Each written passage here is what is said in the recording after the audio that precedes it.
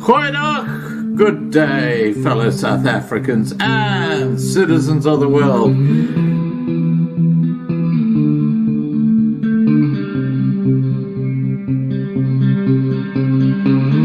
I've been looking around for salvation. I've been looking around for the truth. All around me I see frustration, and I looked all over till I found you. I sit and listen to your stories, and you're telling me, please don't worry. There's a lot in this world you should know, and love in life is where you should go. If you're looking for somewhere to go, if you're looking for someone to know, if you're looking for someone to guide you, then love in life will guide you.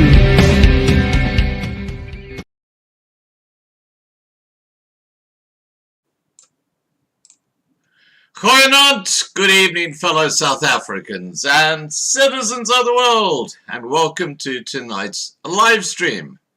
Now, anyone who follows Loving Life TV knows that on a regular basis we talk about this corrupt police service in South Africa.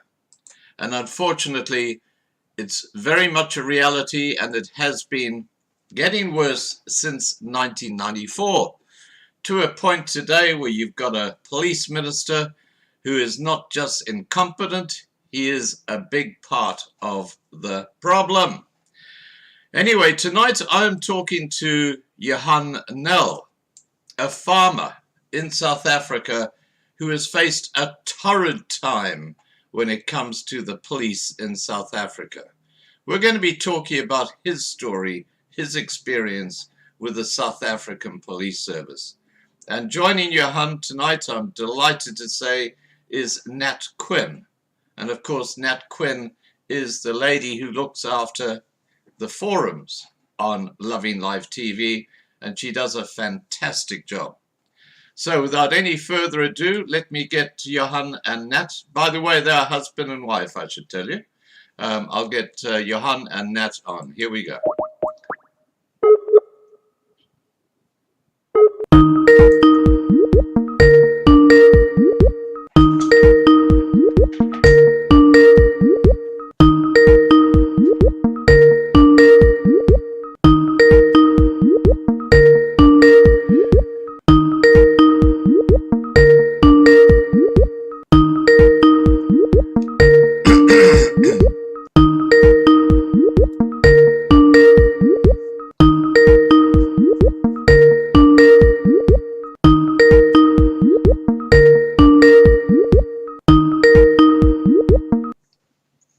Hi, Johan.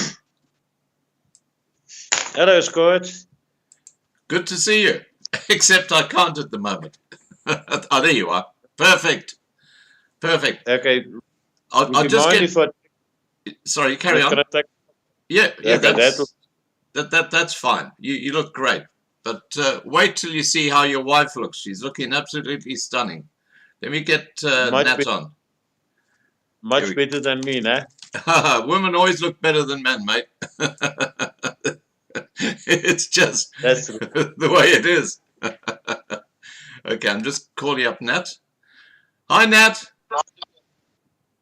Hi, Scott. How are you? I'm good. How are you? Excellent. We can't see you, Nat. Hold on. Hi, my love. How are you? Hi, baby. That's my love. How are you? I'm good, thank you. How are you? Much better if you be with me, but you're not with me, so it doesn't I matter. am. My camera's on. Hi, Scott. No, I can't see you. We I'm can't see good, you. thanks. I know, but my camera's on. I can see it's trying, but there's nothing there, Nat. I tell you what, why don't you go out of Skype and come back in again? Okay, let me try. Yeah, you should be able to just join the meeting again. All right. My camera's on.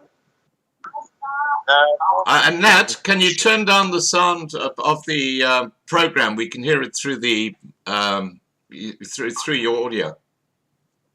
Yeah, there's a lot of background noises. I can hear as well. All right, Johan, while we're just waiting for Nat to do that, what I'd love to do just to kick off the live stream is to find out about your experiences of living in South Africa pre-1994. Okay, Scott, starting off as a young boy, just take us through briefly in your history. Welcome back, Nat. As a young boy. Thank you. Yeah, carry on, Johan. Okay. As a young boy, I grew up on a farm. And you know what does that mean? I mean, you got to interact with the local people. And sorry, I'm not a racist. I believe in my heart, you can't be born a racist.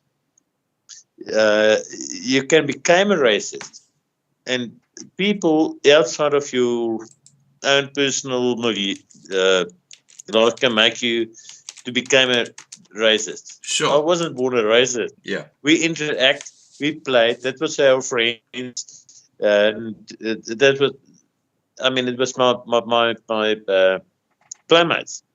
Yeah. And so there was no racist ideas in my life whatsoever. And okay, so I was happy in my childhood and interact with them. And if I said them, I'm actually referring to the Black Oaks.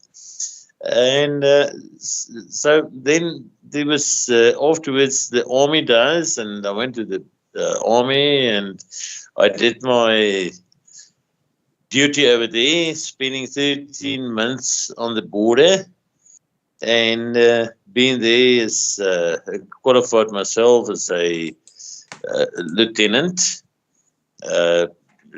And, well, I did my part. Understand what I mean? I do what I've done, what was required from me.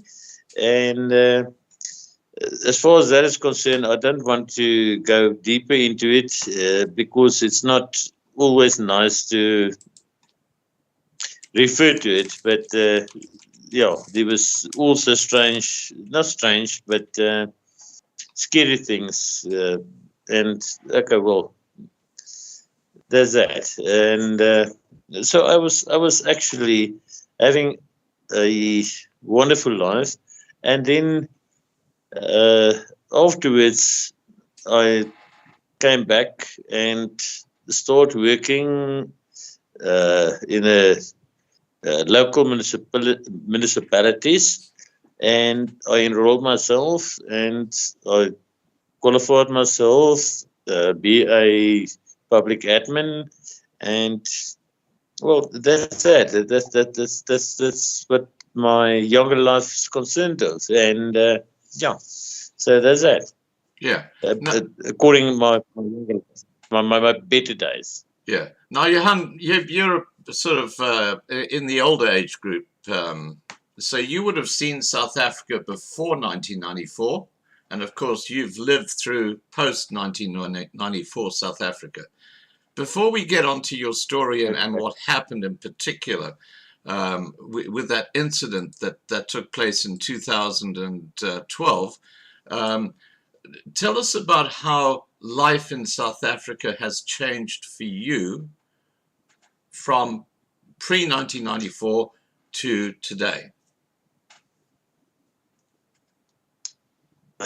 Well, Scott, I can promise you that I think all the average South African people, not just me, but all of us have been like scary of changes coming up for 1994, and we've been running around and was aware of.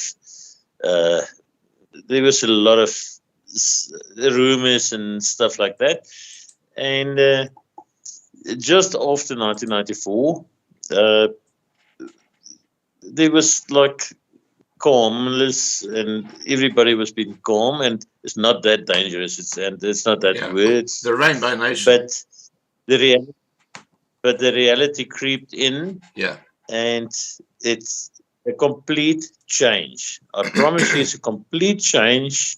I can I can go.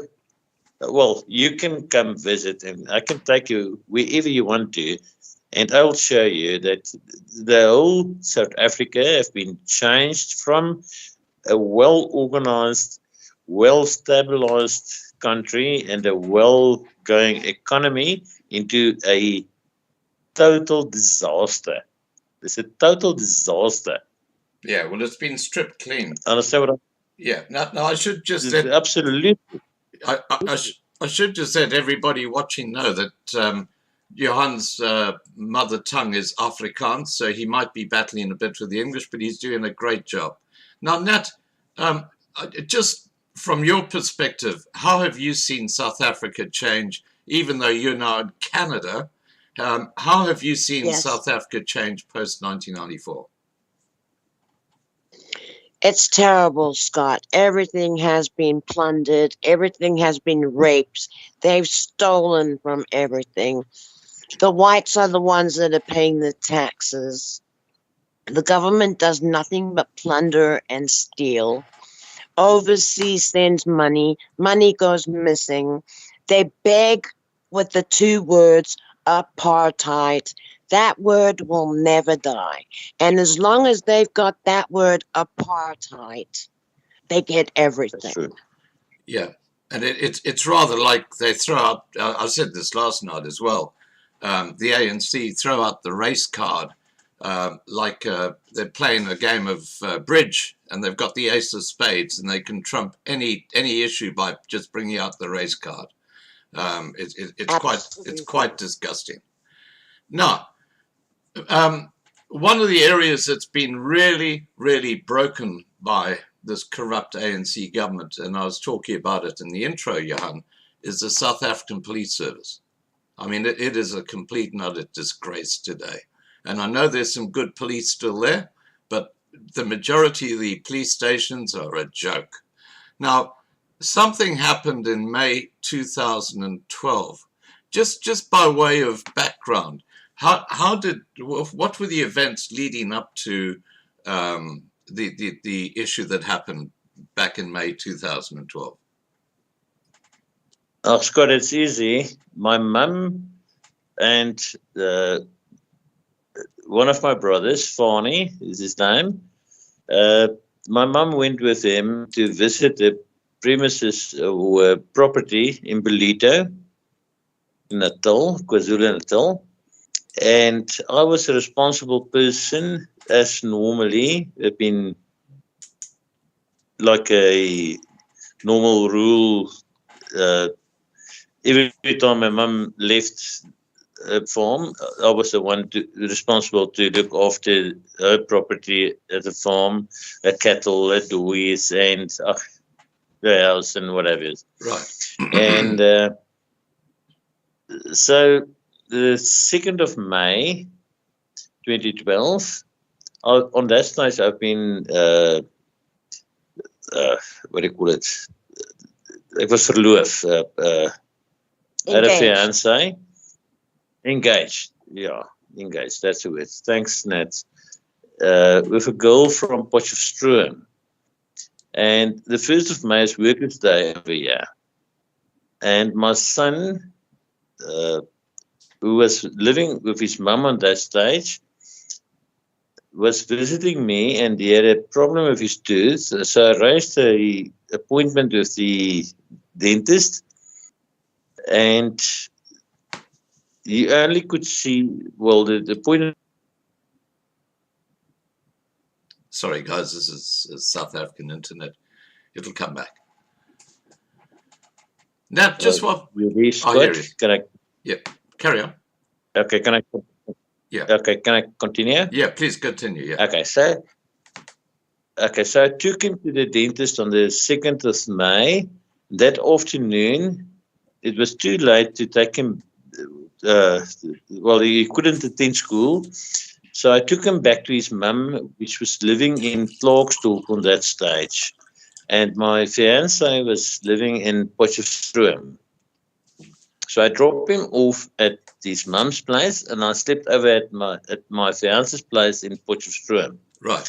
And the next morning, early in the morning, I left to go open up and what have you for workers at my mum's place to do their normal work over there. When I arrived there, everything had been in a horrible stage.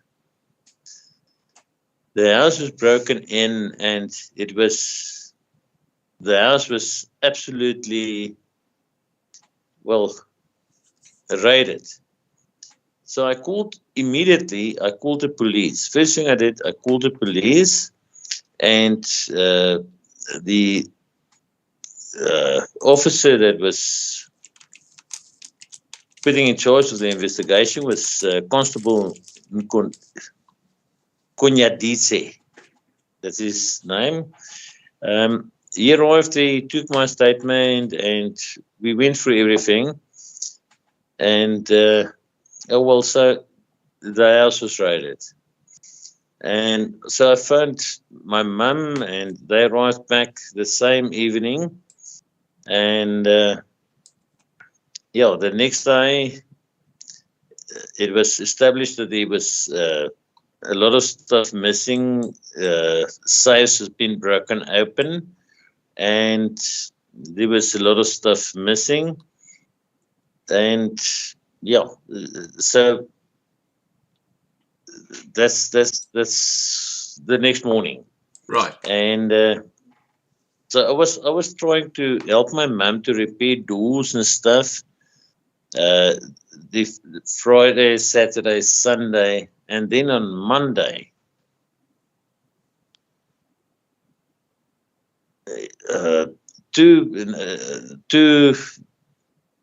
I was still repairing stuff outside. There was people come and call me and says, "Listen, there's police officers outside. They want to speak to you." But in the meantime, I got to mention, we found that the security electrical fences outside have been damaged, knipped, and there was footprints and whatever. And I thought, listen, okay, this people, this police, this is different police. It's not the investigating officer, Kunyadise. I got to reverse myself again. The Friday night,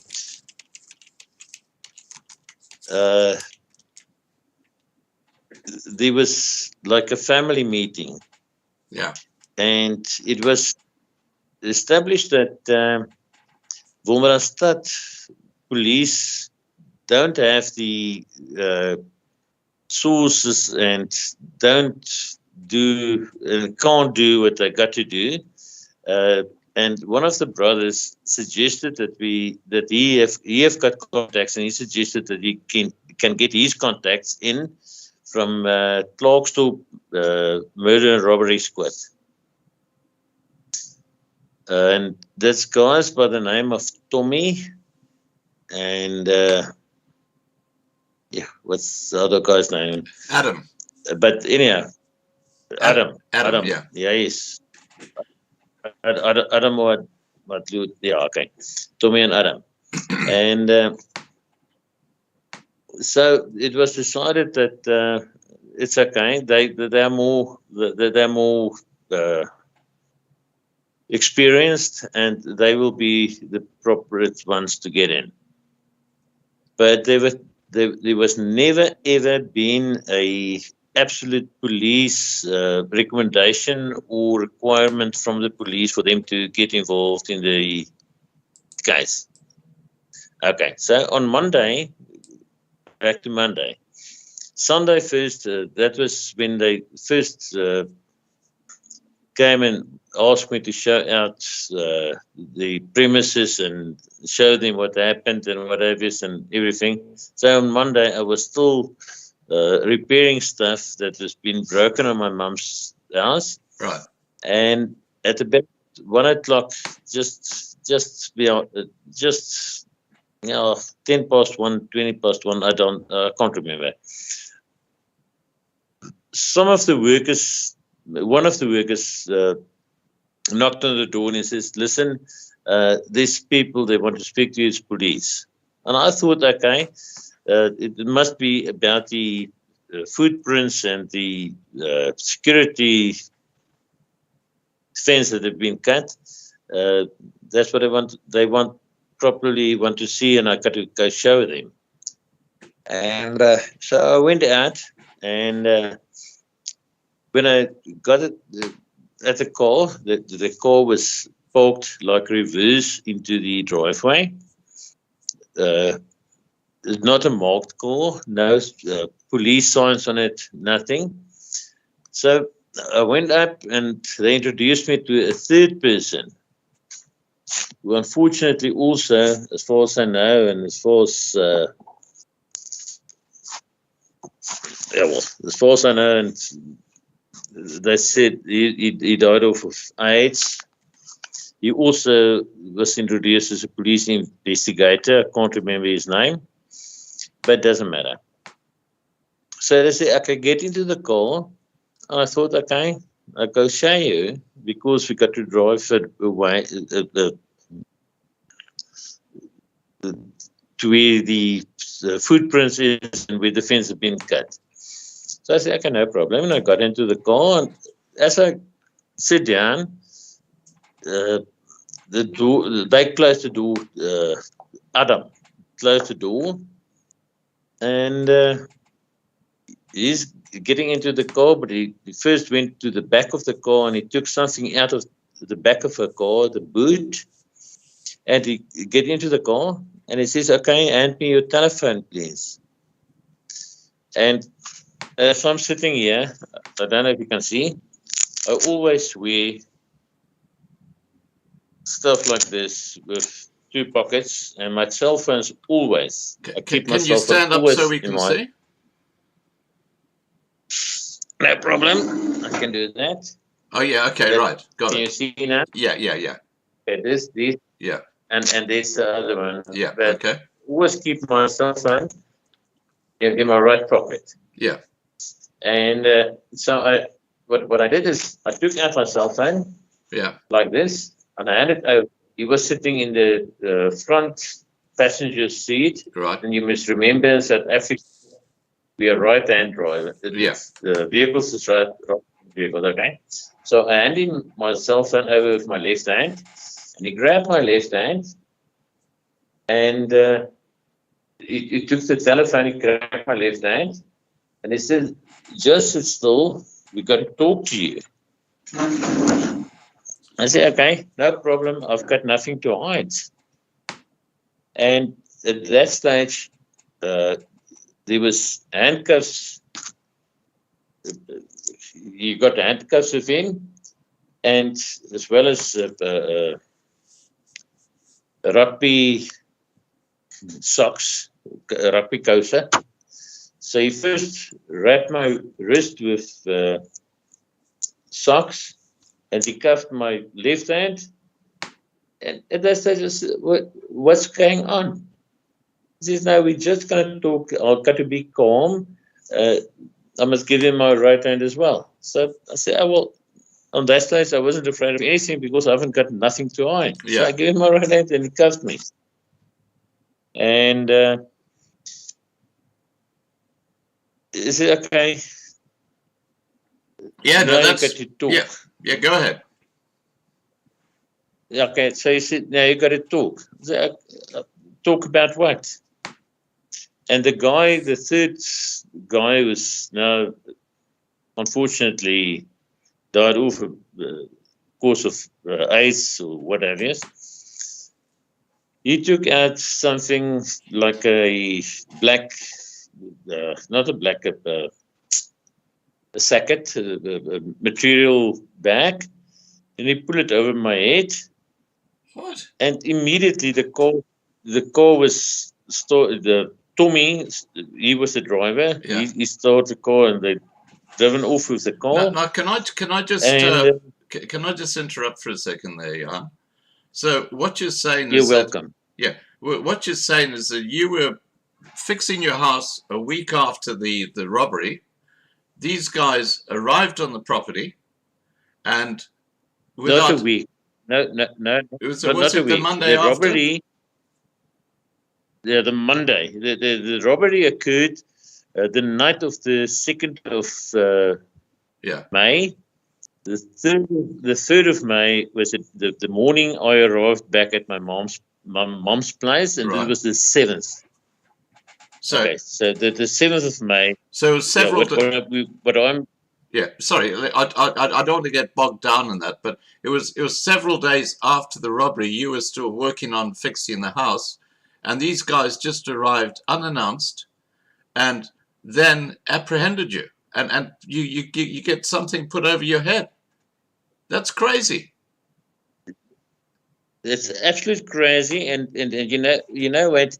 Afterwards, I don't know if you know what a SAP 13 is. No, You know what it is? no.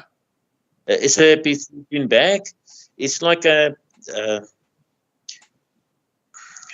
Natalie, help me, please. A sail socky. Nat? It's like a black bag. Ah, You yes. can't breathe through it. Right. When you get arrested, they put your belongings into it, but it's not a like a plastic bag. It's A cloth bag.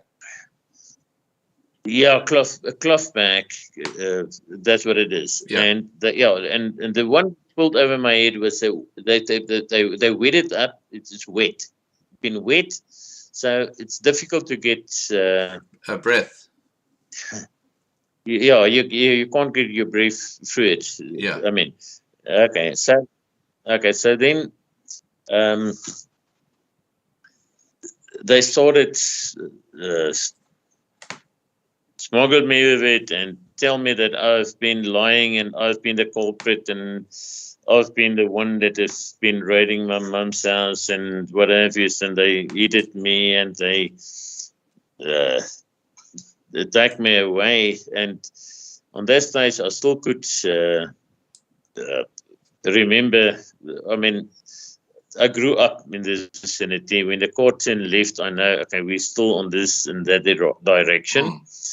And yeah, well, so and they started to electrocute me. What, in the car? In the car, well, as soon as Tommy, when Tommy started the car and we just started, the car just started running. Adam was starting to attach the clips and stuff to my body, my ankles and and everywhere. And the third person. He was like keeping me, what do you call it? Making sure he didn't move. He pressed me down and whatever. Yeah. And they started electrocuting me. And it just, in intense, it just became more and more intensified. And they was hitting me and... This is still in the car, Johan? This is still in the car, and they carried on the drive with me. And I know at some stage we got into the Leeudoringstad. That's the Leeudoringstad gravel road. N12 till then, I could still remember where I am, Right. because of I know the area. Yeah. And on the gravel road, that's where they actually more and more intensified the attack on me. And they started hitting me against my head, and they hit me all over and tell me to accept that, not accept, what they, Admit. admit, yes, admit that I've done the robbery, and they want to know who was with me and where is the stuff. And they was wanting, they was looking for 5.2 million rands from me. And I can promise you, my late mum, she died also last year, and even she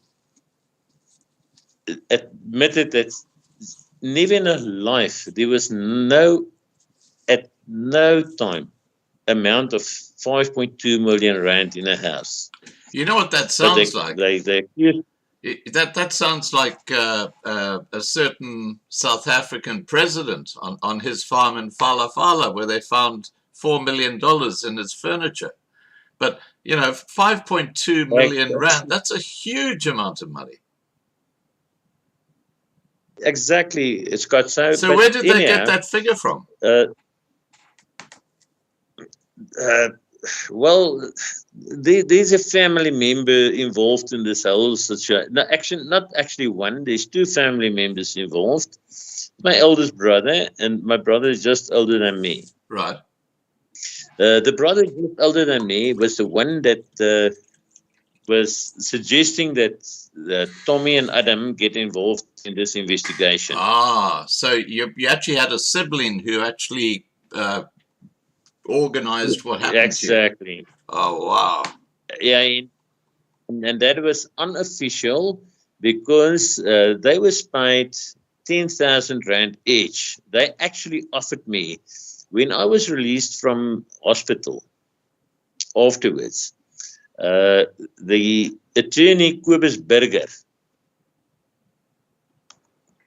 contacted me and offered me 30,000 rands. He says, okay, Marius, and that's a brother's name, I got to mention it. Well, I haven't got a problem mentioning his name. I've paid them each 10,000 rand to do the investigation, and they want to pay me the 30,000 rands, each of them 10,000, 30,000 rands, so that I can withdraw the cases against them and stop prosecuting them. No, just and sorry, Han, we've jumped ahead a bit here. So when we talked earlier, you were in the car and you were being tortured, and they were trying to get you to confess to this burglary. Now, okay, we'll get back to Marius. That's your brother, and the money. Let's just get back to that point where they're now suggesting that there's 5.2 million rand. I take it in the safe that was stolen. Just tell us a little bit more about that, and then your time in prison, and then we'll get back to this advocate and the money that they offered you to shut up. Okay. Scott, actually, as I said, there was no ways, and never. My mum actually also was making a affidavit that says that there was she never in her life had that amount of money in a safe or in her possession. So it's impossible that there was 5.2 million. Understand what I mean? Yeah. And so that's there was not that amount of money over there. Yeah. Okay, but they tortured me, and they actually. I wish I could have done this in Afrikaans, but there was guns, a gun pulled. You know how to when the sound of a gun, when you cock a gun, Yes. and I mean, I'm a veteran from army, and I can show you proof of it. I know what the sound is about, Yeah. and it was quite, and it was like pushed to my head, stamped to my head. There was bruises on my face, my head, and wherever when they, and then they cocked it, and it says click, click. Understand what I mean? Yeah. And that happened not once, several times, and so at some stage it says, okay, they've got permission from my brother, my eldest brother, to get rid of me What? and just to dispose of the body. Yeah, just to dispose of the body. And at that stage, I thought to myself, listen, just to survive, I got to admit and I got to make A confess confession. to something I haven't done. Yeah. Yes. And I said, okay, I've done it. He said, okay, where's the money? I said, I couldn't take it with me. I hid it in the ceiling of my mom's house. It's still my mom's house. And I got locked up in Makwasi police station in a cell that is 2x1. It's a 2x1 cell, holding cell, 2 meters by 1 meter, without any. It's May. It's cold in South Africa in May. On that stage, I was wearing a T-shirt and a short pants, without a blanket, without nothing. They took away everything from me, everything. Now you're on medication, And aren't you? I was on medication. I am on medication. They took everything away. I was held without medication for 24 hours.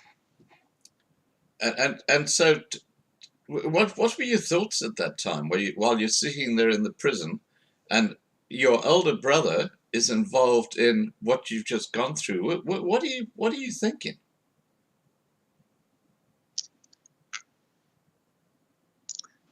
Scott, I can't tell you because you know what? On that stage, I was feeling I was lost. I was completely lost. There's nobody, and nobody is reaching out. I can't reach out to anybody, and I was thinking they're going to murder me. They're going to murder me. They're going to get rid of me. Yeah. That was going through my mind. I'm just there for them, waiting for the right time to get rid of me. Understand what I mean? Yeah, I do. Now, Johan, just to be absolutely clear on this, the 3 police who came to your farm and put you through the torture while you're in the car and then locked you up were actually police, weren't they? Well, the third one, I can't. 2 of them, Tommy and Adam, yeah. But the third one was died of about a course of AIDS and stuff. I can't tell. But was the third one the one? They was the third one the one that was electrocuting you? No. Adam was the one that was electrocuting me. Oh. The third one was the one who was sitting next to me in the back of the car. Right. He was sitting behind it. Tommy was driving the car, and he was sitting behind Tommy, and I was sitting behind Adam. Right. Okay. And Adam was the one who was electrocuting me, and Tommy was driving. Right, and that they were doing that through these wires attached to your body. Pardon? That they were doing that through the wires attached to your body. Yeah, and I don't want to go into intense stuff about that because wherever they've attached it, it's. I think you've received some of the pictures, but that's not all of the pictures. This is some of the stuff I don't want to reveal. Yeah, no, okay? that's fine. I understand. Okay, so you're locked in prison, and your medication has been taken away from you. You don't have a blanket. You don't have a mattress. You can't go to the toilet. Nothing. So, Nothing. did you get fed at all? No water, no. The next morning, Captain Jus Engelbrecht, who actually is a good friend of mine for many years, he was the commander of the police station over there. When he entered, he asked me what happened. I told him our story, and he was the first one that immediately let me out, let me to use the toilet firstly, and then arranged for me for a cup of coffee, slice of bread, and something to eat. Wow. So what did you obviously told Just what had happened to you in the car? Yeah, well, you must remember on that stage, he just came on duty. That was approximately at 8 o'clock, 8:30 in the morning. Yeah. And yeah, he was quite upset, and yeah, he helped me. But through the night, there was other police captain, Peter Setlaba, who came in there, and he called Kobus Burger, the attorney, and Kobus Burger came out at about, it was something past 1 the morning. Mm. And they, at first, they don't want him to visit me in the cell. Yeah. And so he let me, for the first time, use the telephone.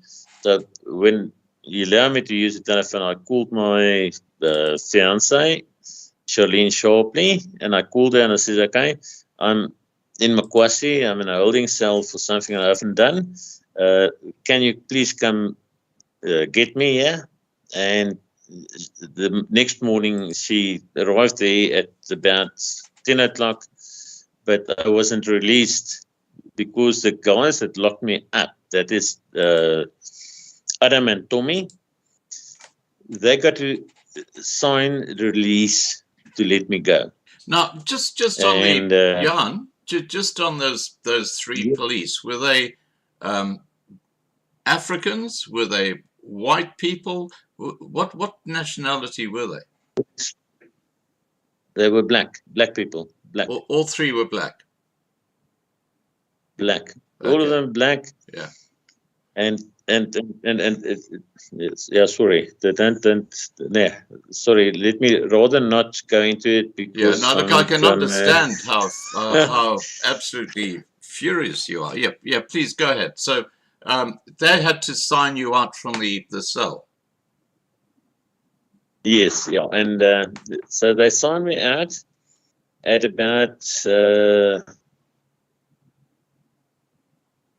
it was nearly 1:30 the afternoon, and I was escorted by a police lady from Makwasi because I was afraid to just leave by myself.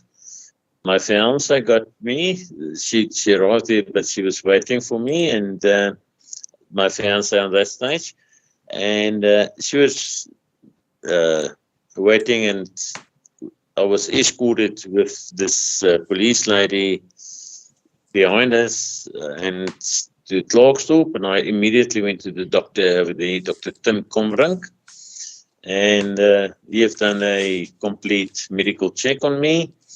And on this stage, there's no problem. He also passed away, and he's not with us anymore. And now the defense is that the pictures he's taken is not acceptable in court. They can't accept it. Okay. Well, let's keep back to the situation there now. There are a couple of things here that make no sense to me at all. The first one is this huge amount of money that's claimed to be in a safe. And your mother said that there wasn't 5.2 million rand in the safe. How much money was stolen from the safe? Do you have any idea at all?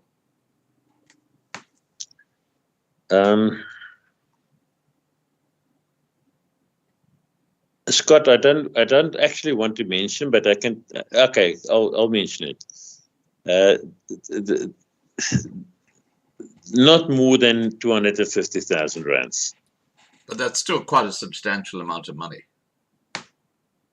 Yeah, it's absolute a lot of money, but it's not more than that. Yeah. My mum, that's a wish I've received from my mum.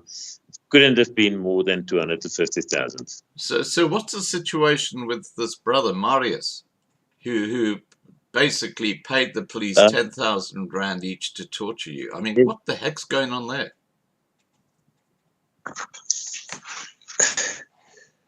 You want really to explain to you? Okay, Scott, I'm gonna do it. I'm gonna do it. Marius is like a mafia. South African mafia boss on this stage. He is I don't know how to just say it in Afrikaans. It's okay. I said mafia boss is taking all that he can get, and he. As I said, my mom passed away a year ago. Yeah. And he was hy's onterf. Understand what I mean? Nat, what's onterf? It means that he has been written out of the will. Who? Yes. Johan has been. Marius has been written out of the will. Okay, yep, please go ahead. As well as the eldest brother. So you're the only beneficiary of the will? No, you've got about 6 or 7 brothers, haven't you? Six brothers. My youngest brother died in a motor accident 5 years ago. So there's 5 left, and so Marius and Chris is written out of the will. They're not, So. And your mother did that because she realized that they'd done something very bad. Is that correct? Scott, I can even.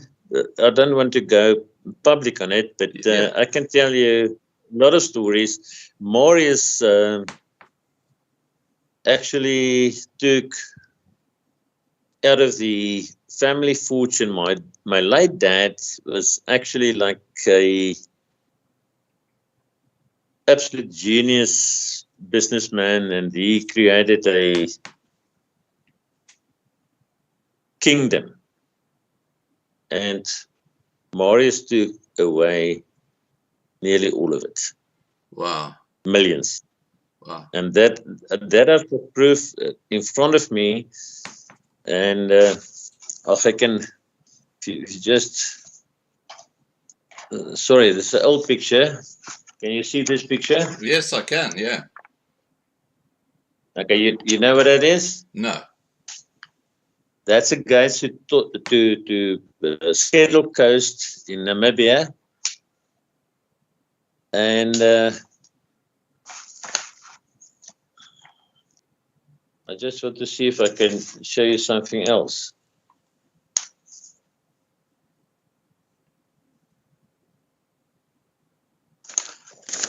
This is not that clear, but if you can see this. Yeah. That's written in diamonds. Wow. That is Dr. Rack and Fani Toscanini, Namibia. So your father had a diamond mine, didn't he? Yeah, me myself also used to have one. Yeah. I stopped diamond mining, but yeah, Not just for my people my who my are dad. just for people who are listening to this who aren't in South Africa. South Africa is a failed state now, and the South African Police Service, as I said at the very start, is a complete and utter disgrace, and they don't do their job. In fact, the police are often part of the gangs. They actually work with the criminal gangs. So that's the police. They even rent out their guns at weekends to criminals. They rent out their guns.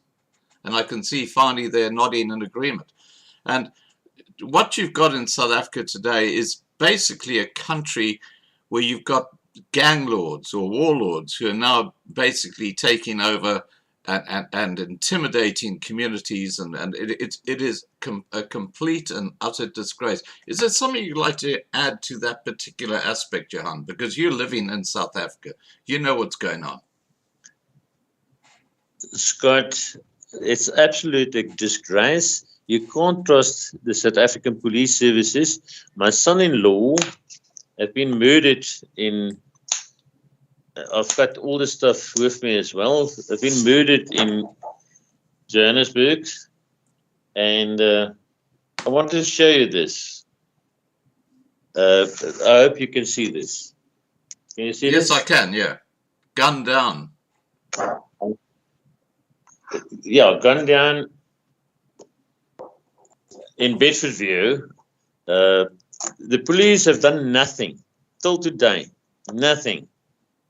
And he was murdered on the 27th of April 2015. Exactly. So that's over 7 years ago. Exactly. And you know what? I've done whatever I could, appointing private investigators. Daryl Els has been one. Oh well, he also passed away, but he was one of the best private investigators in South Africa. Yeah. And but when we approach the police with independent affidavits, and I've got it in front of me as well. I can show it, and I can forward it to you if you want to. But I've got private, or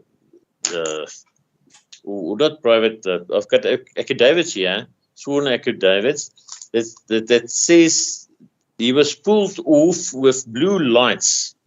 That's my son-in-law, and he was shot down, shot and killed with a blue light squad. So we went to the police, the investigating officer, and we asked him, listen, we have got this information. And immediately, you want to lock me and Daryl Els and Wally Wolmerans.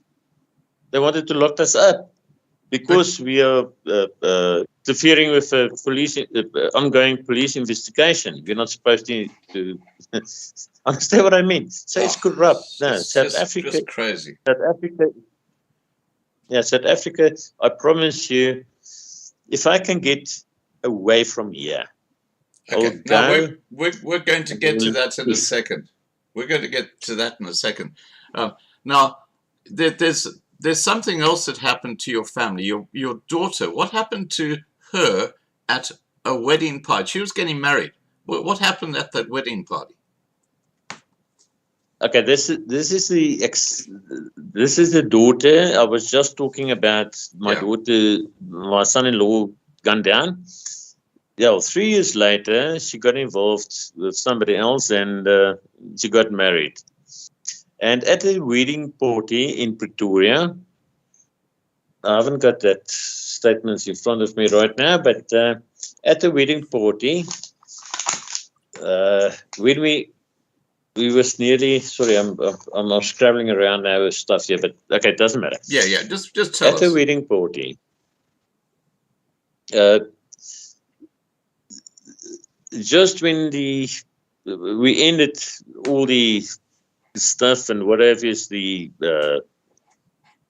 presents, and was been put in a brand new car, And when we entered the venue, there was 5 gunmen with automatic weapons, and they forced us to the ground, all the people that was left, and they robbed each and every one of us from everything we've got on us, and they took the grooms, my new son-in-law's, the keys for the new car, and they took the car with all the gifts, and they got away. But there was shots fired, and also that incident, there's never been any dissolution, as well as at that venue there's security cameras like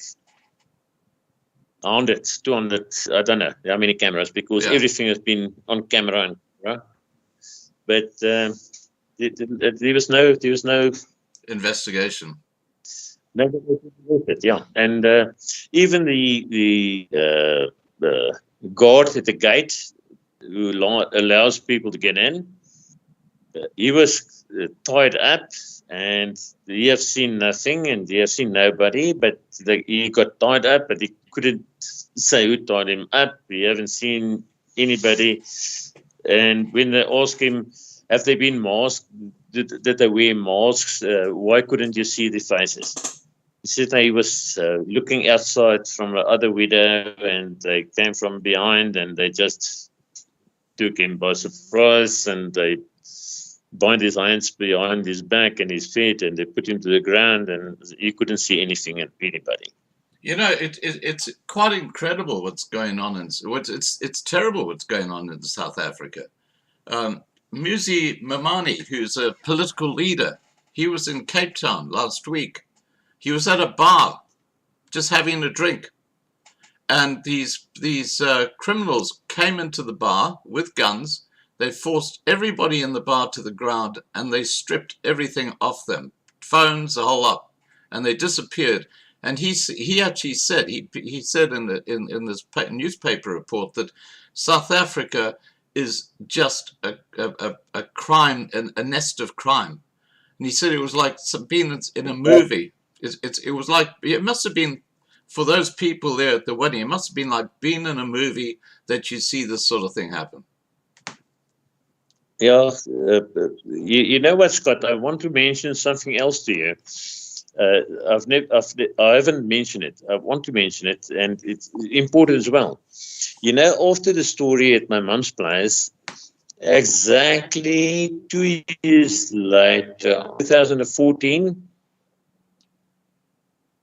April, that is 2 years and a month later on. Right.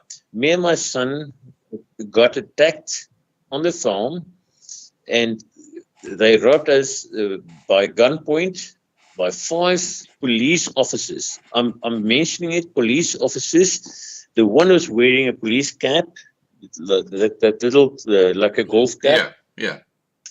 And bulletproof vest, that says police, and with 9mm police issues CZ75 guns. And they robbed us from everything. They took away from me I'm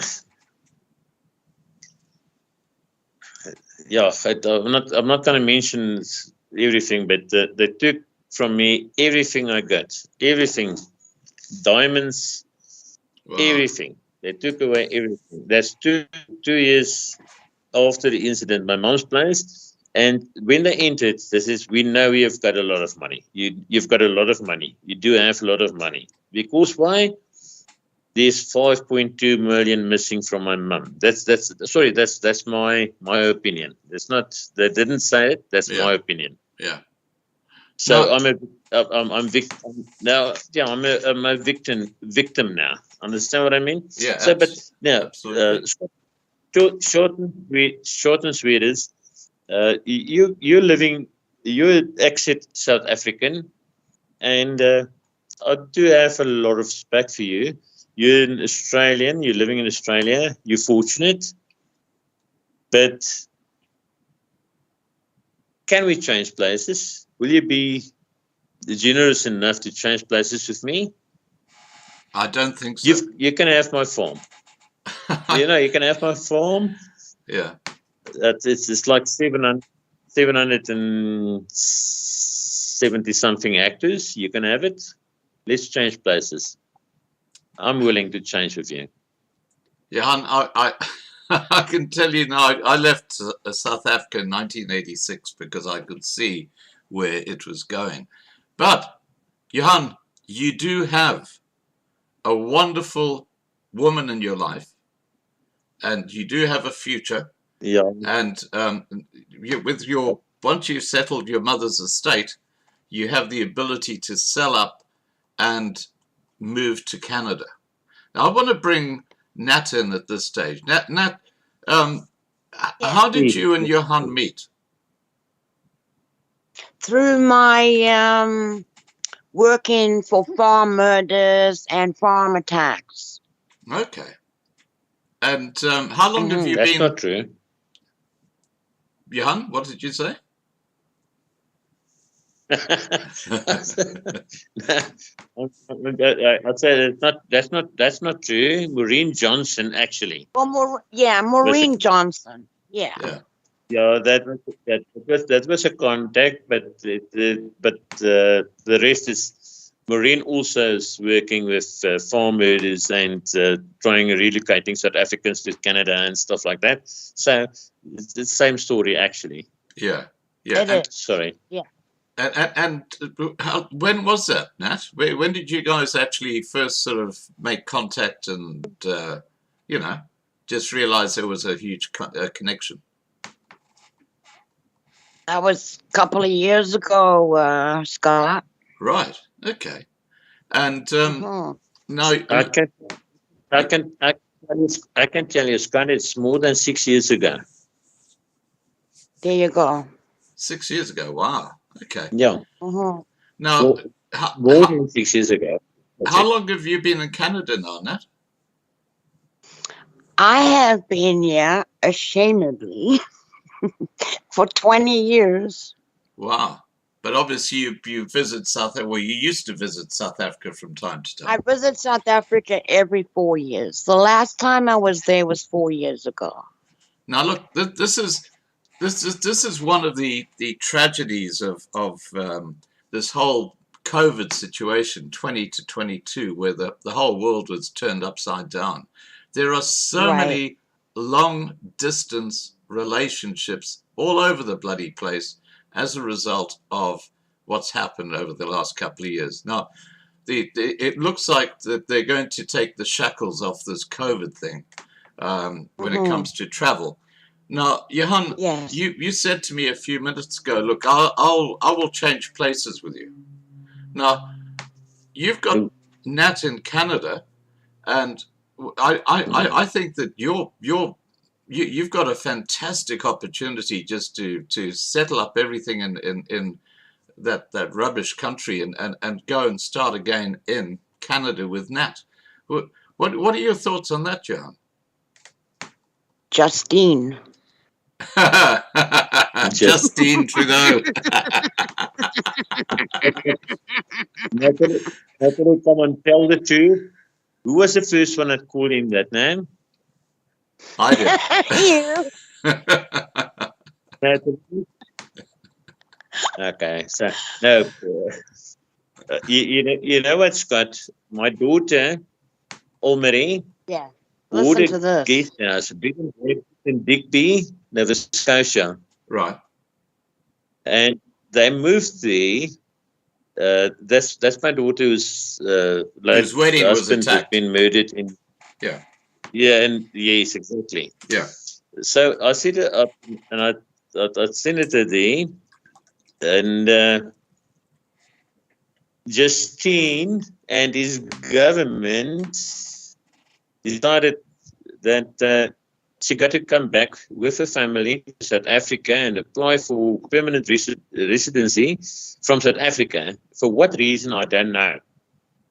So they arrived back in South Africa, and when they approached the embassy in Pretoria, it was closed due to COVID, and nothing will be accepted. It's COVID.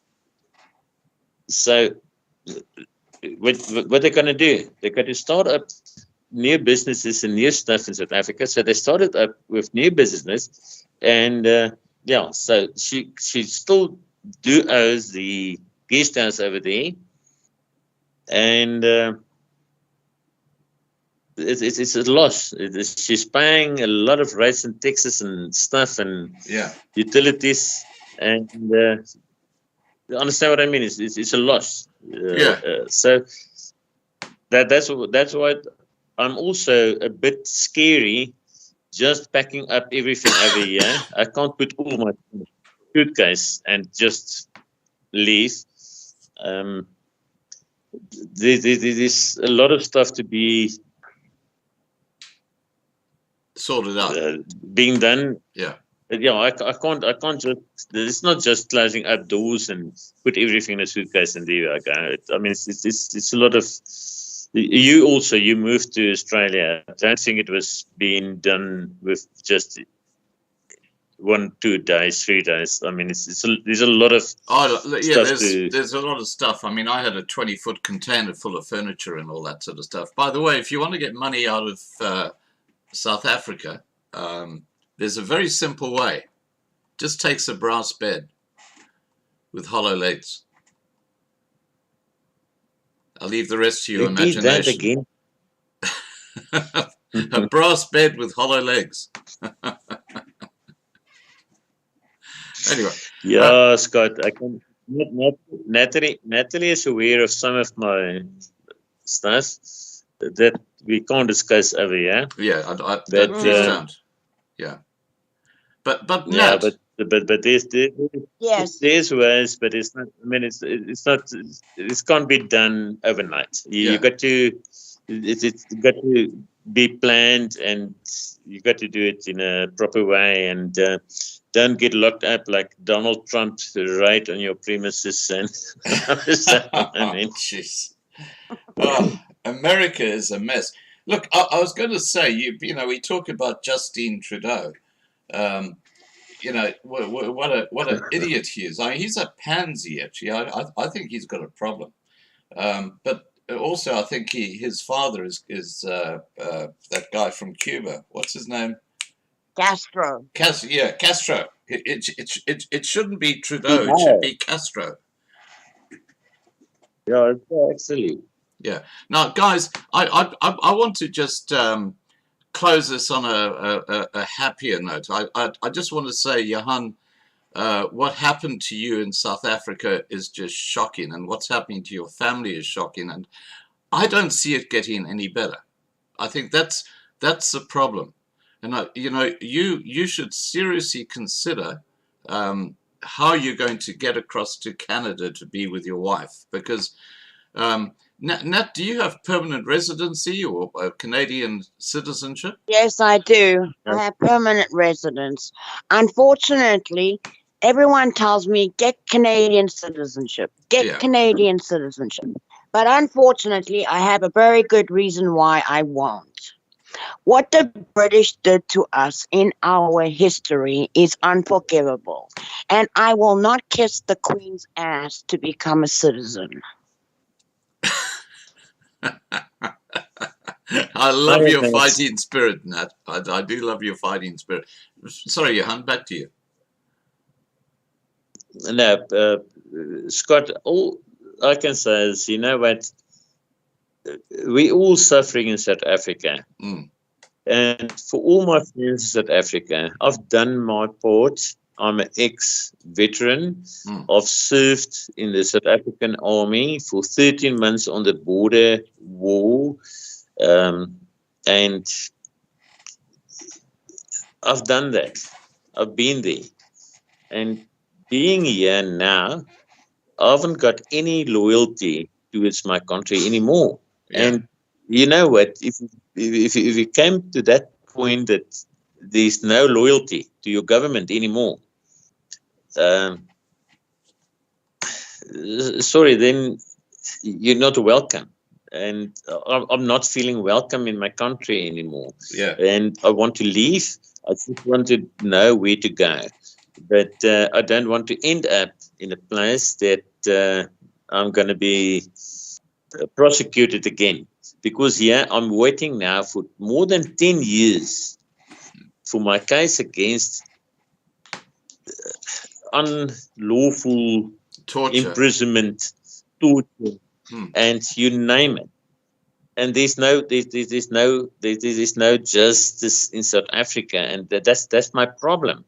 And I don't want to end up in a country where I'm gonna suffer through the same story that I'm suffering through here. And I'm sorry, I'm I'm heartbroken to tell people, and I'm having conversations with people all over the world. I do have friends in Israel. I do have other friends in Australia as well, and England, Austria, Ukraine, you name it. And I'm ashamed of my country. Understand what I mean? I'm ashamed of being a South African. And that's a problem.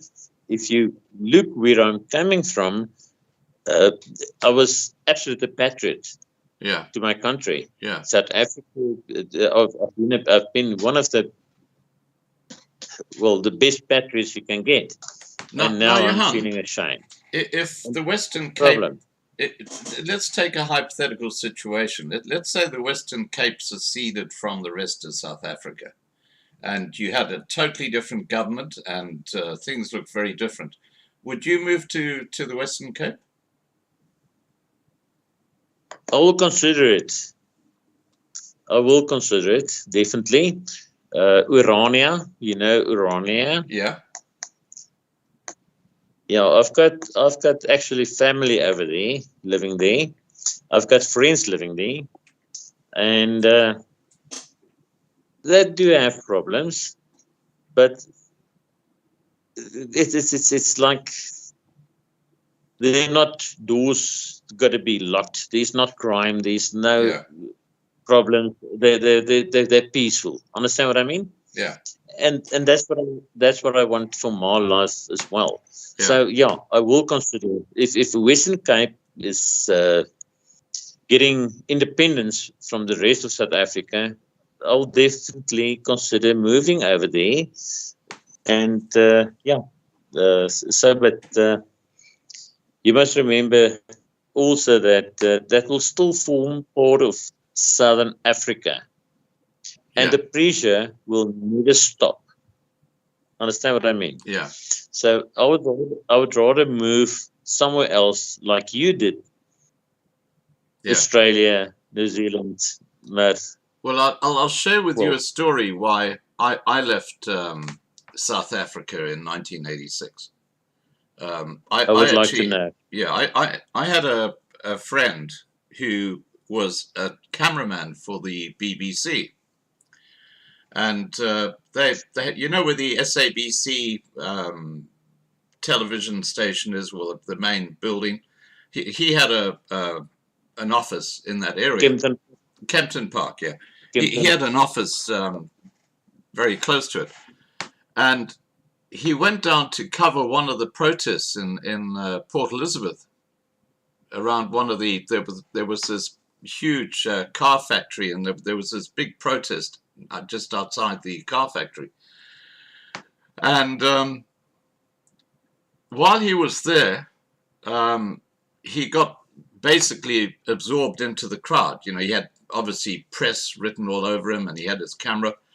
And these Africans came up to him, and they said, come with us. And he thought, uh-oh, this is not good. And they took him to a spot right in the middle of this huge crowd. And I mean, there were thousands of Africans there. And they said, start filming. And he didn't know what was going on, so he just started filming. And they grabbed this African woman out of the crowd. They didn't know who she was. They just grabbed her out of the crowd, and they started beating her up. And when she was lying there, you know, unconscious on the ground, they got a tire They filled it with petrol, and he had to film this.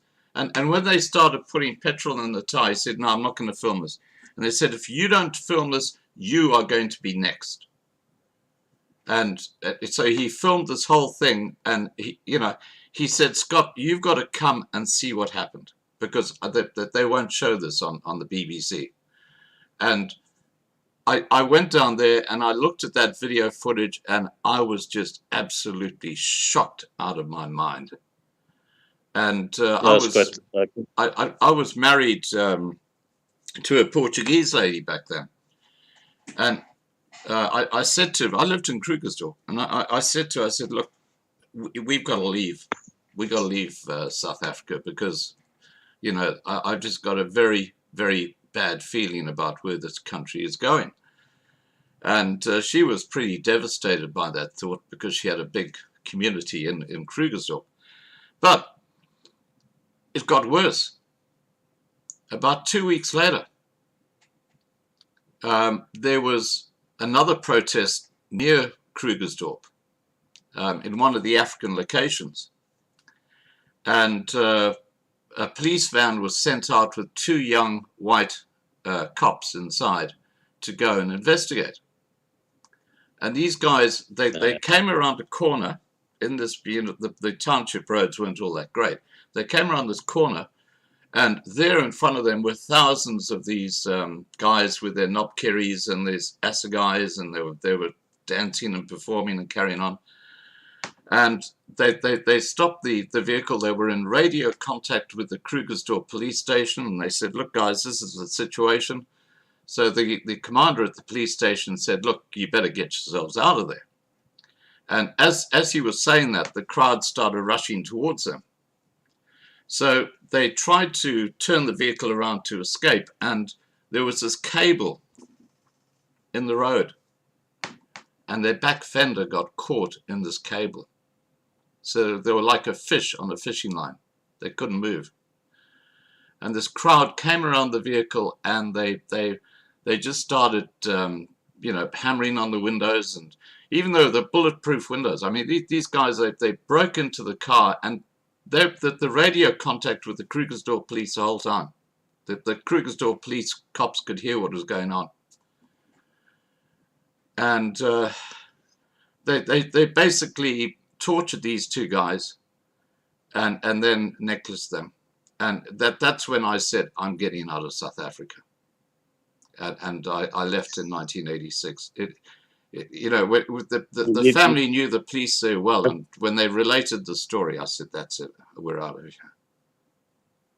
Well, Scott, you have done the right thing, and I should have left many years ago. And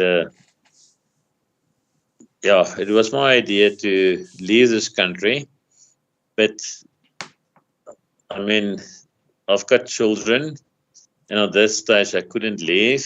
I got to let my children grow up here. They got to grow up in the family circumstances, the family milieu, what do you call it? And after that, it's parents, my late dad, and then afterwards my mum, and understand what I mean, my loyalties. And the reality, I refuse. The reality is that anyone who can get out of South Africa is getting out of South Africa. If you can get out of South Africa, you should get out of South Africa. I can tell you a country where you can get out with just, I think it's about 100,000 Rand. That's all you need.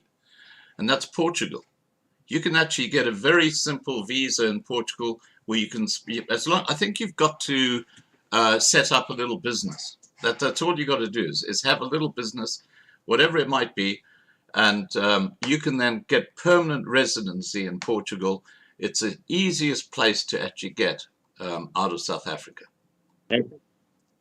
Natalie, are you coming with me? There you go. Of course I'm coming with you. Anywhere you go, I'm going. Portugal. I think we're going to Portugal. Oh, well. Scott, Portugal's a lovely country. And it's very inexpensive too. It's sort of in the southern part. It's quite warm. It's great. Yeah, but Madeira, I don't like Madeira much. Look, there are different parts of Portugal. The coastal side is absolutely beautiful. You know, there's some. It's like something you see in a photograph. It's just absolutely perfect, right on the Mediterranean. Yeah, Scott, I just doesn't feel safe in South Africa anymore. No, I can understand that. I'm sitting on this stage. I'm sitting in my office area, but you know what it is to wear a bulletproof vest when it's getting dark and I got to go out. Sometimes it's necessary to go outside. Yeah. I got to wear my bulletproof vest and I got to be weaponed. So I got to have my weapon with me and stuff like that. That's not nice. That's not a way to live your life. No, absolutely not. Look, just for the record, I can actually put you in touch with a group in Portugal. I'm serious, who actually help South Africans migrate to Portugal, and that's what they do. A lot of South Africans are moving to Portugal. There's South Africans all over the world. We've got something like 1 million South Africans here in Australia. Do you know that? 1 million. 1 million South Africans, mainly in Perth. We've got a huge expat as well. Yeah, we've got a huge expat South African population here. Huge. Yeah, but will I be welcome over there? And I know you got to make huge investments before they allow you into Australia. New Zealand, the same. I'll tell you the tragedy, Johan. And look, I was lucky to get into Australia back in the 80s because they weren't as strict as they are today. But the reality is, if you are Muslim, if you're from Sri Lanka, if you're from Taiwan, if you're from Kenya, yeah, you arrive here and you seek migration into Australia, and they'll probably give it to you, and they'll probably give you a car and free accommodation and $20,000 to get you started. But if you're a white South African, you'll be on the next plane home. Yes. Yeah, exactly. That is the tragedy of the situation, because Australia, like Justine Trudeau's territory, is so friggin' politically correct today that it's just absolutely crazy. Yeah, so that's a problem, Scott. I would like to leave, but for me to leave over here, you must remember, I got to get rid of my properties over here, and then there's my late mum's estate. Not that there's not much for me into the estate as far as that's concerned. But I got to get rid of all my stuff over here before I can move, and I can't do it overnight. I mean, I got to look into stuff, and I got to do it with proper planning. Yeah, but that planning starts today. You got to start doing it now, Johan. And you got a beautiful wife who is. I'm so sorry that we can't see her tonight, because she looks absolutely stunning. And I saw her on camera before we went live, but I don't know why the camera's not working now. Yeah, back to you, Johan. Johan? Yes, I'm listening. Yeah, no, but yeah, you were going to say something? No, I'm just saying, you know what? Natalie have been an inspiration in my life for quite a couple of years now. And we went through a lot of stuff. And she's supporting me, and I appreciate it. And having friends like yourself, it's nice. I mean, it's inspirational. And I just got to do what I got to do.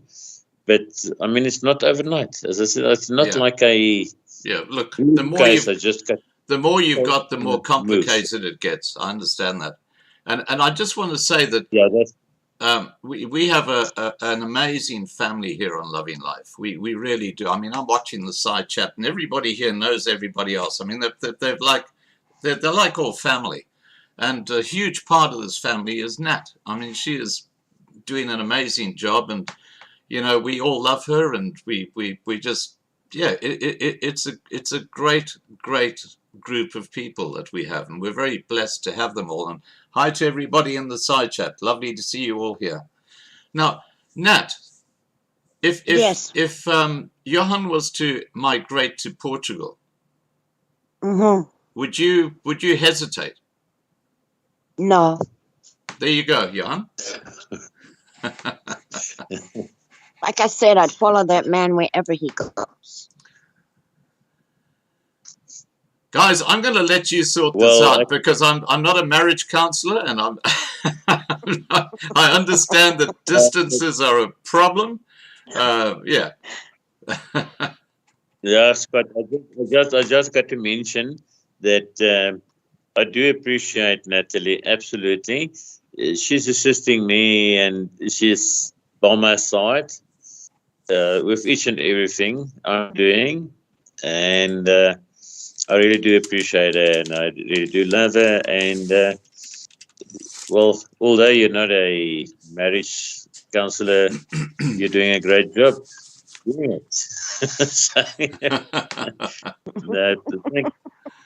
thank you so much. All right, guys. But yeah, we got to get together sometime. Scott, so when are you gonna visit South Africa again? You got to come visit South Africa again. Well, I tell you, carry on. My place is open, free board lodging, and the same. I've offered the same to Justine Trudeau. I'll go fetch you.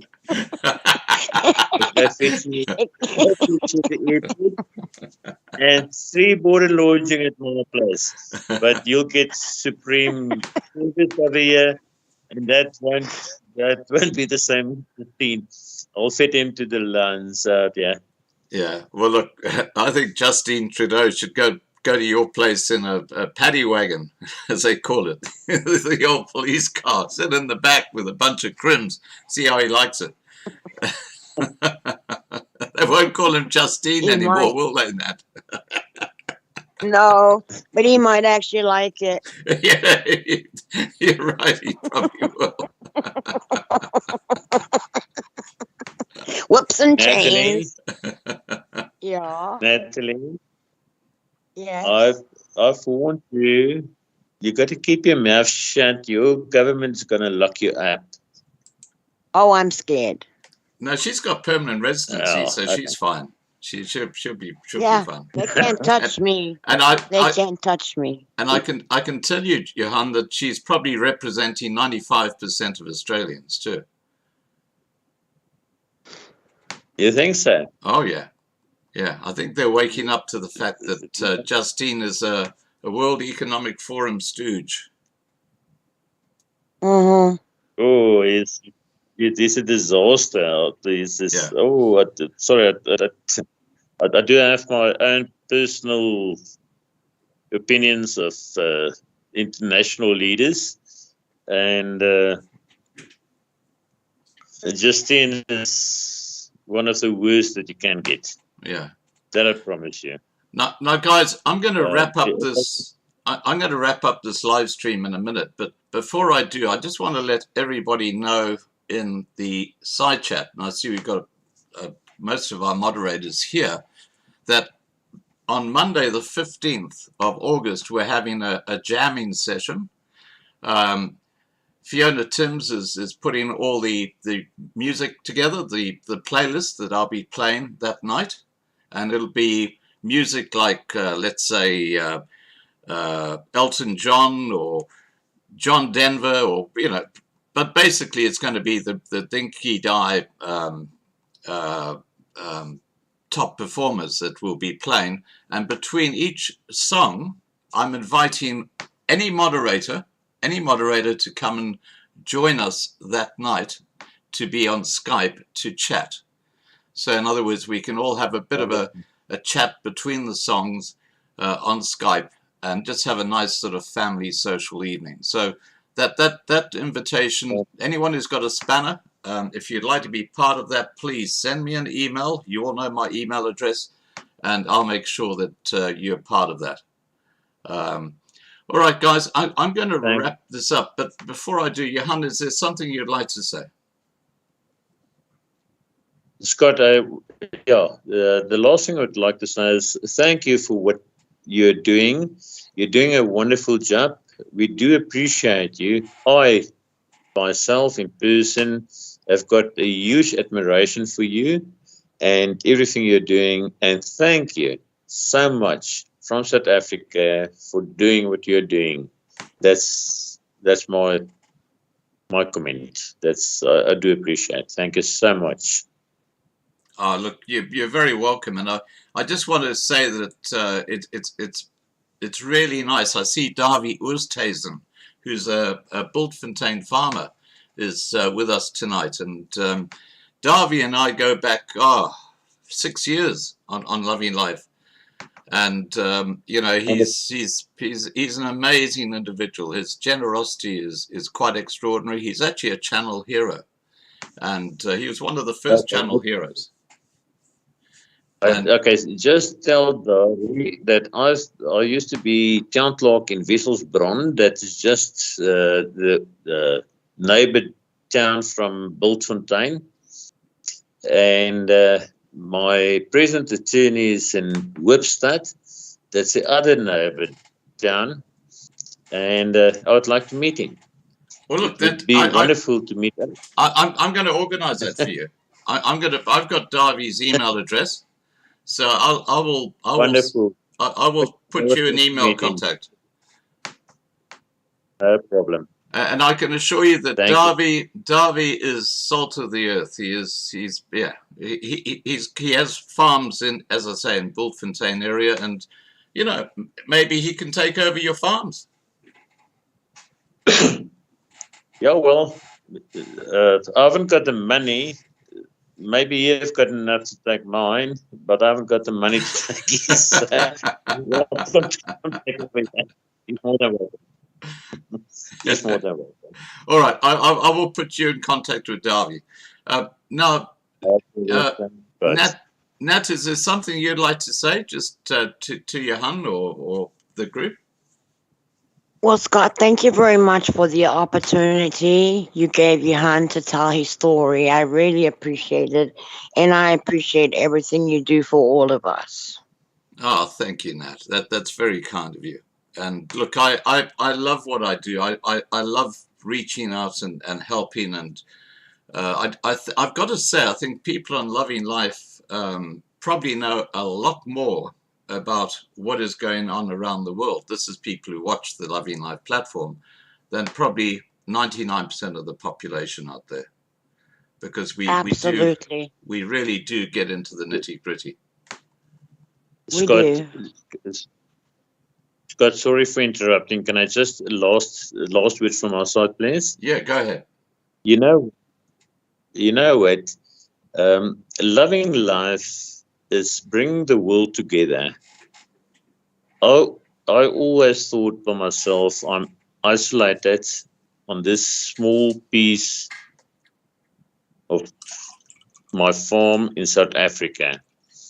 But you've broadened up the world. You're putting together families from all over the world.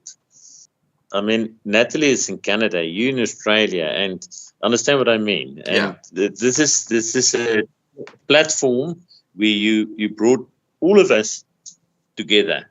and that's wonderful. Thank you so much. Thank you. You're very, very, very welcome. And look, I will also try and get you the contact details of that fellow in Portugal, even if he tells you what it's about, because I think you'll be blown away by the opportunities in Portugal. They're enormous, and it's not the hard yards like trying to get into Australia or into Canada or into the US. It's a really very easy to transition into Portugal. All right. Wonderful. But Natalie got to come with me. Oh, Natalie will come with you. I love you. I love you too, my darling. Oh, isn't that lovely? All right, guys, take care. And thank you, Okay. Johan, for sharing your story with us. And Scott, thank you so much for having me. And I'm feeling privileged to be part of your family and part of Loving Life. Loving Life is absolutely a wonderful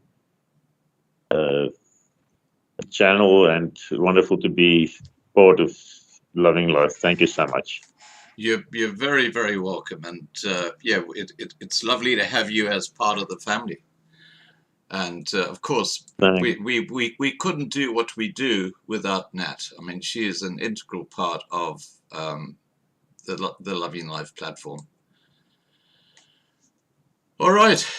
Yeah, well. Thanks, Scott.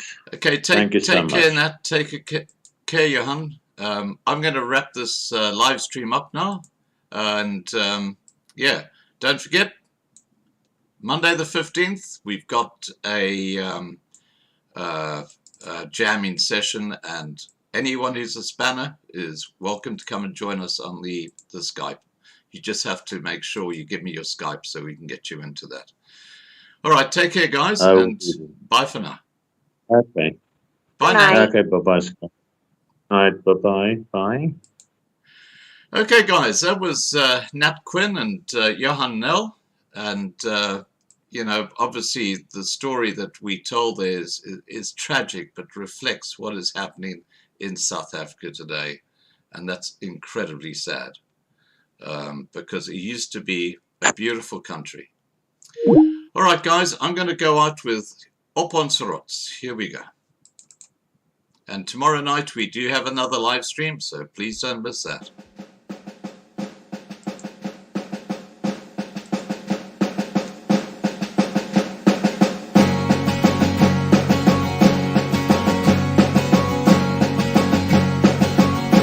Ons loop hand aan hand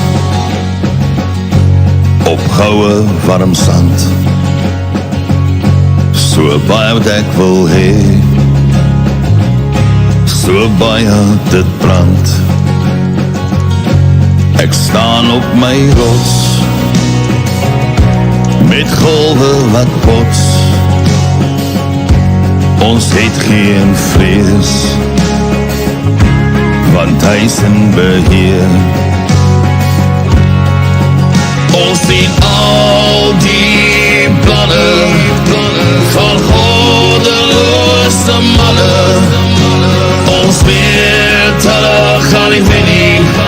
Dis geskryf soos 'n duif. Ons sal wen, aanhou glo, want hy is in beheer.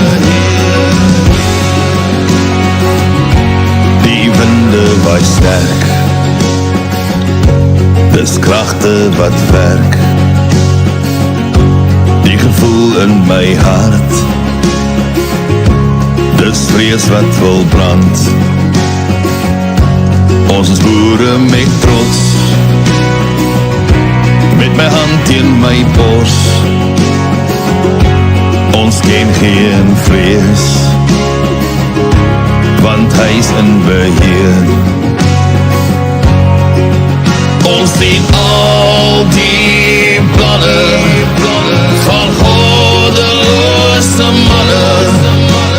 Ons weet hulle gaan nie wen nie. Dis geskryf soos 'n duif. Ons sal wen, aanhou glo,